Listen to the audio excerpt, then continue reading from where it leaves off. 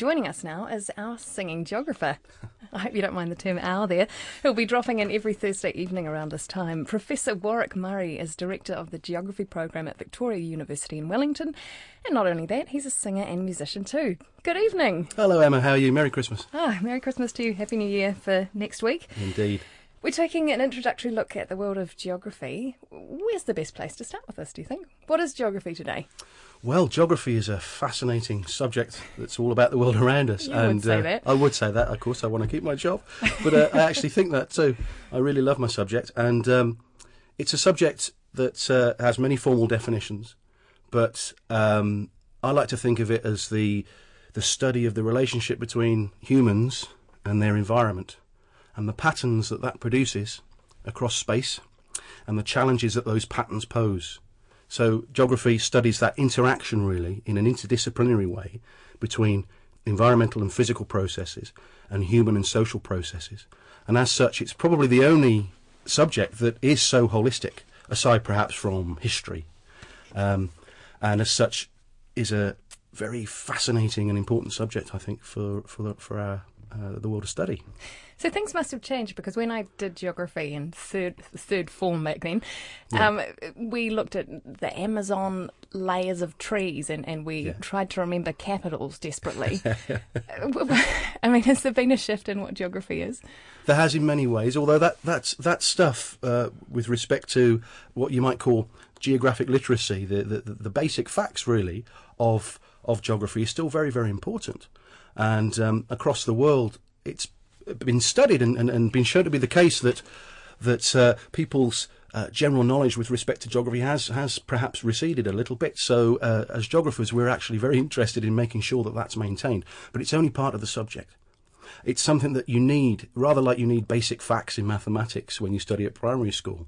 You need this basic kind of literacy about places, where they are, how long rivers are, and so on, in order to place the processes and the more complex scientific stuff on top of a canvas, really, in order to interpret it as a whole. So that kind of old-fashioned stuff is still there, but it's not what drives the subject. The subject has become much more process-based, much more scientific, much broader and interdisciplinary in its nature over time.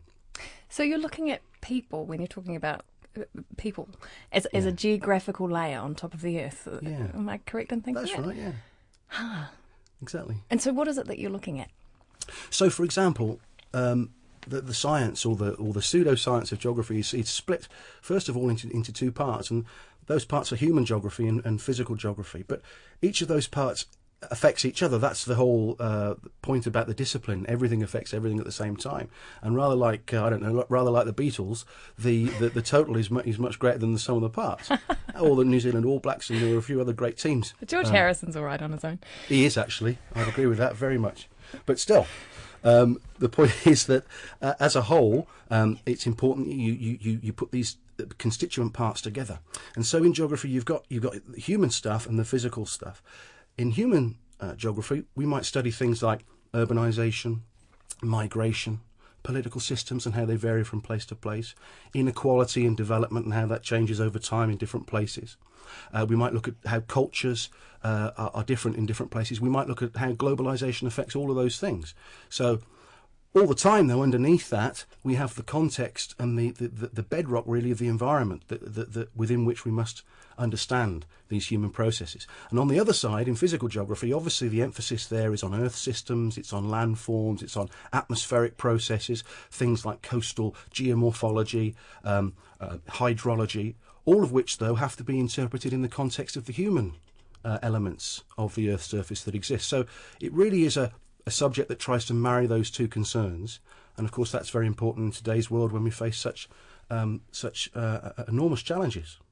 So the micro and macro elements to the study of geography, because I imagine looking at the whole world and trying to understand these systems is quite a task. There are micro and macro elements, absolutely.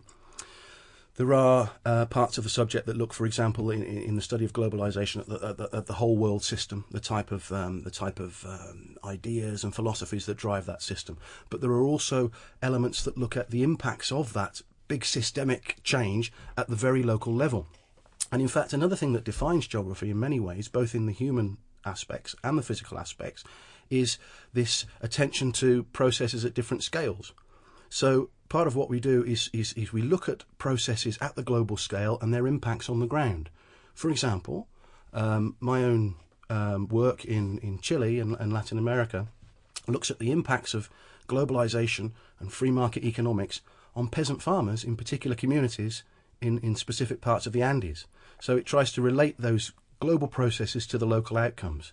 And as I say, that's something that characterises geography. It's this global, local focus as well as the human environment focus as well. And that also occurs in physical geography, where, for example, climate change geographers would look at big systemic changes, and they would look at the specific impacts in specific island nations, for example, in terms of sea level rise and the physical impacts of that. So it is this integration of scales that's important.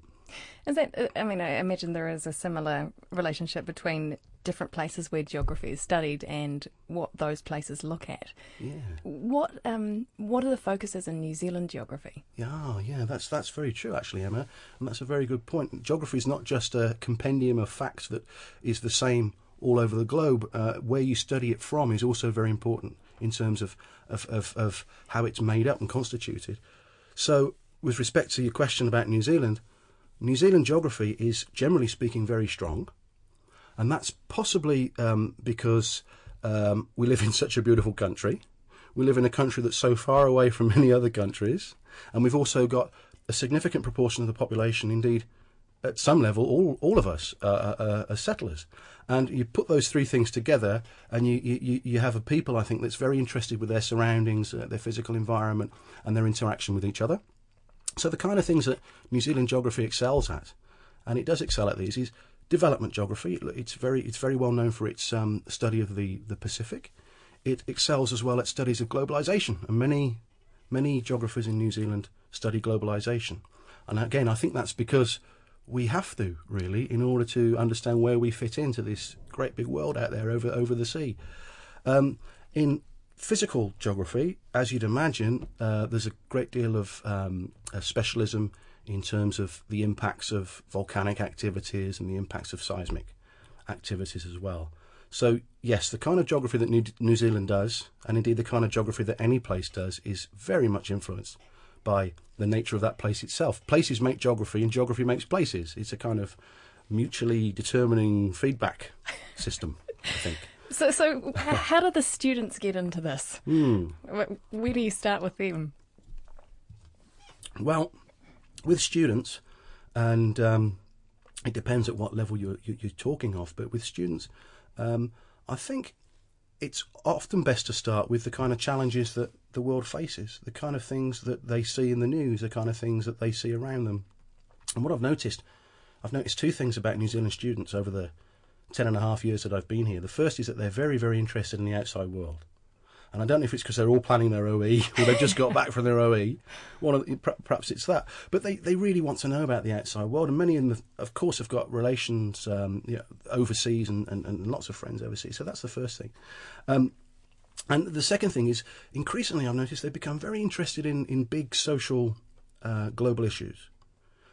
Whether this mirrors what's happening in the rest of the world, I'm not sure. But I think the whole period of the anti-globalization movement, the Iraq war, the current financial crisis has made people much more cognizant, really, of the world around them. And so it's not difficult, to be honest, to get students enthused about a subject that teaches about differences across the world, the importance of the environment, how places vary from place to place, and of course how poverty and inequality are distributed across the planet. If you present those challenges that we face to them as the starting point, it's relatively easy, really, to lead them down into a more detailed study of those aspects. So you can really, the best you can do as a lecturer, I think, is enthuse people and engage with them so that they want to learn. And when they want to learn, they will learn. Nonetheless, you still bring a carrot to class by way of your guitar. Yeah. Yeah. Can you give us an example of one of the songs that you might sing to your students? Well, I certainly can. I've got a number of songs. Some of them are serious about the impacts of globalisation, the serious stuff like that. Other ones are a little more light-hearted. I could sing you a light-hearted one if you want. Yeah, that would be great, because you've won teaching awards for the music as well. So. I don't know if it was for the music. No, fortunately, the panel of judges didn't hear me sing, so otherwise They I might definitely now. wouldn't have won. But no, I think it was more for the stuff that's taught and so on, and actually the musical aspect of it was just a smaller component, really. But anyway, it's something that I enjoy, and I use music in class because you get students to engage. You relate to them at a different level, and you can impart certain messages that might stick with them a bit better than if you just told them in black and white, so to speak. Let's hear one. All right then. This one's called 3 o'clock in the morning, and I haven't started my essay blues.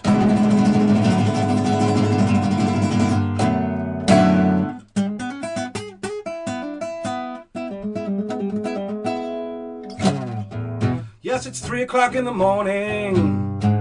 I haven't started my essay blues.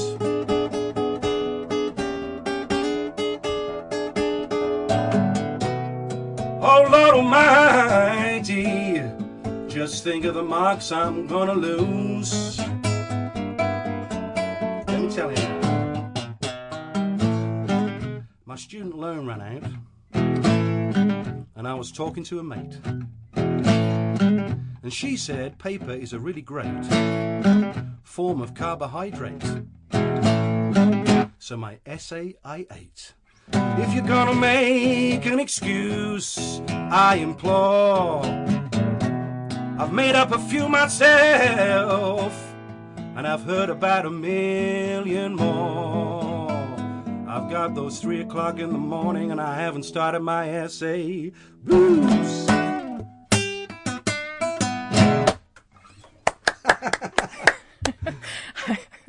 I can relate to that one. Yeah, so can I, to be honest. So how did you get into geography, Warwick? Oh, I've always loved geography, and I always loved maps when I was little, and used to make up countries and things like that. Make up countries? Make up countries, yeah. I can't remember any of them. But, Ice Cream Landia. That's a good one, yeah. Ice Cream Landia, Sweetie Landia, and various other places. Guitar Landia would be one that I'd love to go to. But... and then, I remember the day when I actually decided I want to be a geography teacher, and that was Live Aid, 1985, July the 15th, I think it was. And this was the first time I'd ever seen images of poverty that was so explicit on the screen. And you'll remember that Bob Geldof was there and trying to get people involved and so on and so forth. And I thought, I really want to do something about that. And I thought, well, the best way to do something about that was to learn about the subject, and that's how I got into wanting to do geography at university, and studying in particular the development aspects of geography and poverty and inequality. And incidentally, when I got back to school on Monday, my geography teacher said to me, "Where's your homework?" And I said, "I haven't done it, miss. I'm sorry." She said, "What were you doing?" I said, "I was watching Live Aid, miss." And Live Aid's, that's real geography, isn't it, miss? And she gave me 100 lines for every day, lunchtime, for the rest of the week. And I had to write, "Live Aid is not geography." 100 times. So I'd like to thank that particular person for really, really, convincing me that we need to teach geography in a more interesting way. Would your students be able to get away with that? Yeah. But don't tell them I told you. That's a secret. Oh, right. So you've got a song for us about a geographical issue now, yeah. Which we're going to hear a series of songs over summer nights on Thursdays from you. Yeah. What's the background behind this one?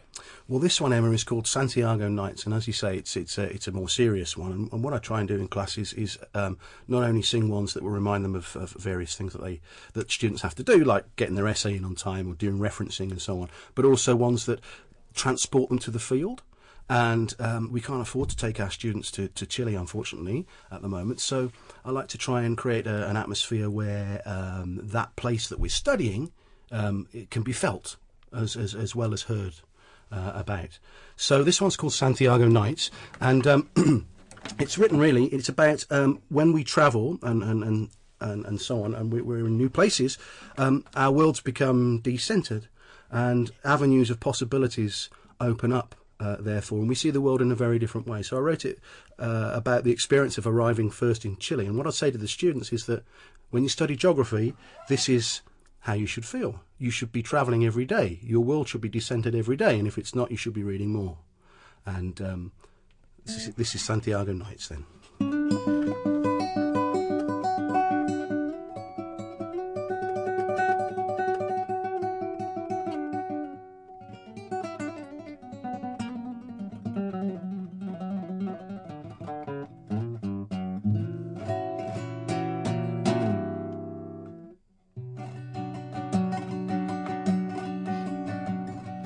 Magic of those hot August nights wove a spell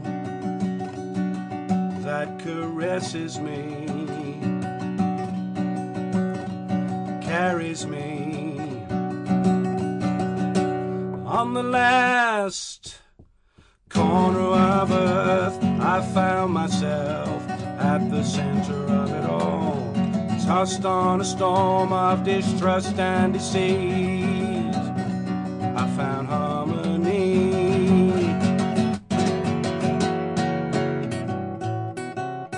The magic of those hot August nights wove a spell that caresses me.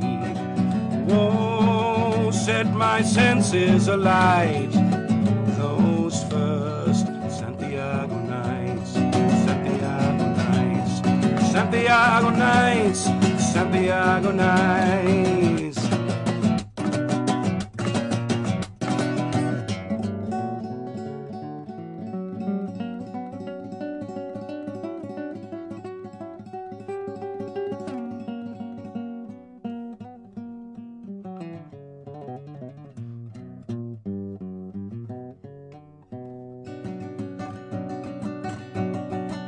So I sit here alone in this frigid hemisphere, wondering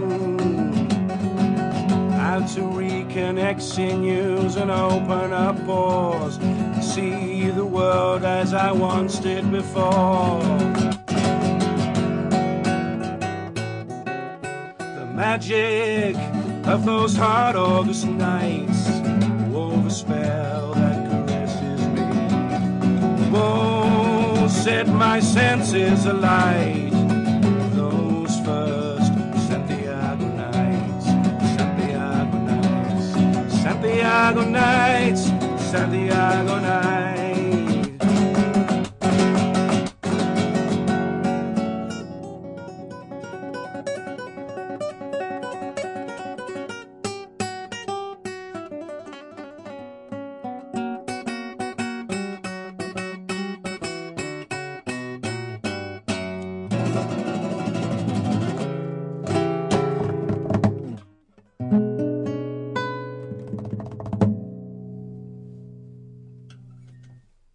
That was just gorgeous. Thanks very much, Warwick, our singing geographer, Professor Warwick Murray, in the studio. Can you tell me about the style of music that song was based upon? Yes, I can, Emma. Thank you very much. And by the way, thanks for having me. And that was, I suppose, a mixture really of what you might call Latin American rumba and a little bit of flamenco, and also, I would imagine, a little bit of Mexican kind of feel in there. So it's a real mixture, to be honest. And as I'm not an expert, I'm really not an expert in any kind of music, apart from perhaps blues. But so what tends to happen when I write in other styles is that it becomes all mixed up, and you know, it's all sorts of things. So, but essentially, what I was trying to do there was capture the feeling of a Chilean kind of evening where you might be dancing and enjoying the company of some enormously progressive and happy people, as Chileans are. There were some wonderful techniques you were using, the tapping on the body. What was happening there? Oh, that's definitely a kind of flamenco influence. I really like flamenco. I don't profess to be able to play it in any proficient way, but I really do love it. So I've been throwing that in. I've got through quite a few guitars through hitting them like that. You know, I really should stop it. Or get a strong case to hold them in. Exactly. Well, Yeah. lovely to have you in tonight. Thanks so much. What's coming up next week in our Singing Geography slot? Well, that's lovely, yes, and I look forward to seeing you next week. Next week, I thought perhaps, if you like, we'd discuss globalisation. Okay. And the geographies of that, and what geographies are saying about it, and what they're not saying about it. And it's a much more exciting subject than it sounds. Well, you've said it, so it's going to happen. Let's hope so. Professor Warwick Murray, Director of the Geography Program at Victoria University, singing us some songs.